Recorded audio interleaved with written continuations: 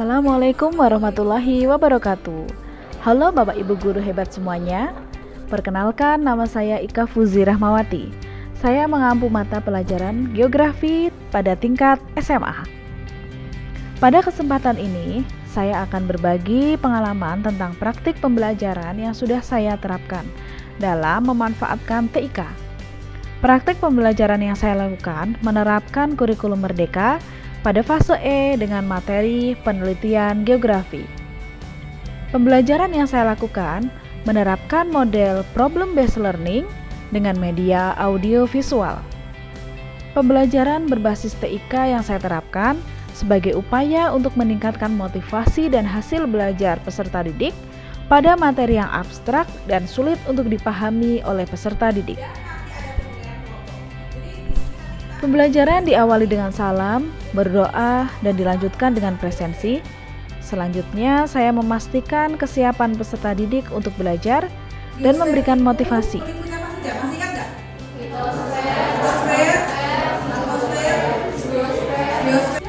Supaya pembelajaran berjalan lancar, terlebih dahulu saya menyampaikan capaian dan tujuan dalam pembelajaran, serta teknik dalam pembelajaran. Sebelum masuk dalam pemecahan masalah, saya memberikan pertanyaan pemantik dari artikel dan video yang terkait dengan materi yang akan dibahas. Curah hujannya tinggi, apakah bisa mempengaruhi banjir? Bisa. Ya. Pembelajaran kita hari ini, kalian bisa scan, ya. Silakan gunakan HP-nya. Nah, silakan bisa di-scan. Di desa Tegalmadi dan Laban, kata kepala. Mengapa sih bisa terjadi banjir gitu ya? Apalagi solusinya ya. Kita ketika melakukan penelitian kita ingin mencari solusi.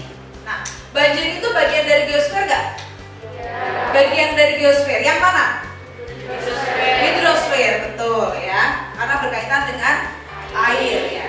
Dalam proses pembelajaran, saya menerapkan sintaks dari problem-based learning, mulai dari orientasi peserta didik pada masalah, mengorganisasikan peserta didik untuk belajar, membimbing penyelidikan individu maupun kelompok, mengembangkan dan menyajikan hasil karya, serta menganalisis dan mengevaluasi proses pemecahan masalah.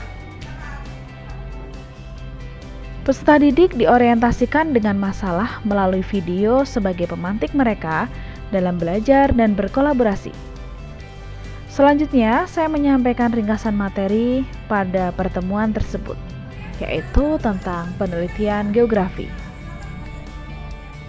Setelah itu, peserta didik membentuk kelompok secara heterogen dan membekali mereka dengan LKPD.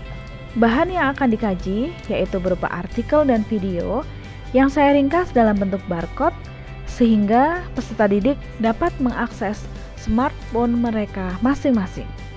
Dalam mendukung diskusi mereka di dalam kelompok, peserta didik dibebaskan untuk mengakses internet.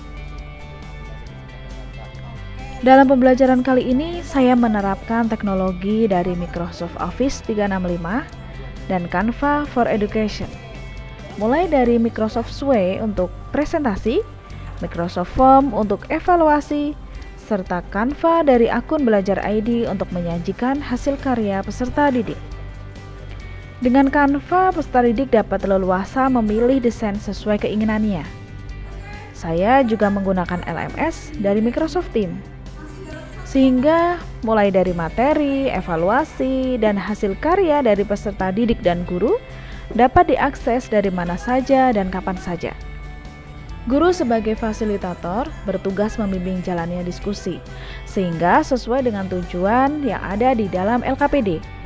Setelah selesai, setiap kelompok berhak untuk mempresentasikan hasil karyanya di depan kelas dengan apresiasi dan timbal balik dari kelompok lain.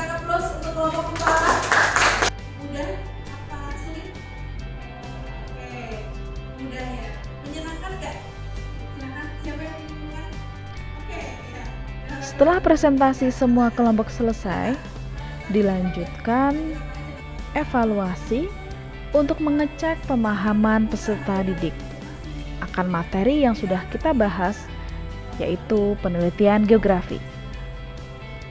saya memberikan soal dalam bentuk form yang dikerjakan melalui smartphone mereka masing-masing,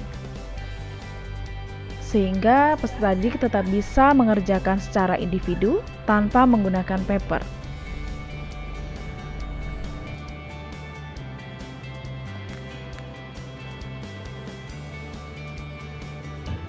Kerjakan sendiri ya.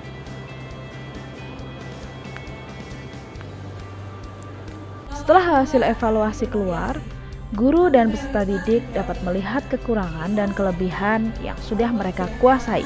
Kalian diminta untuk menalar dulu, ya, menganalisis dulu. Nah, ini poinnya paling besar di sini. Kasus nomor 3, oke.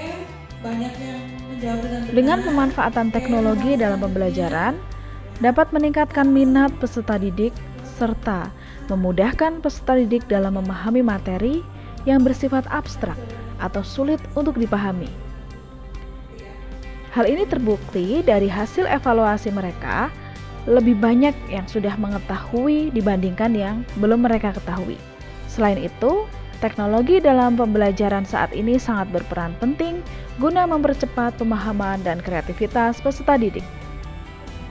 Demikian praktik baik yang telah saya lakukan. Semoga menjadi inspirasi untuk rekan-rekan guru yang lain. Wassalamualaikum warahmatullahi wabarakatuh.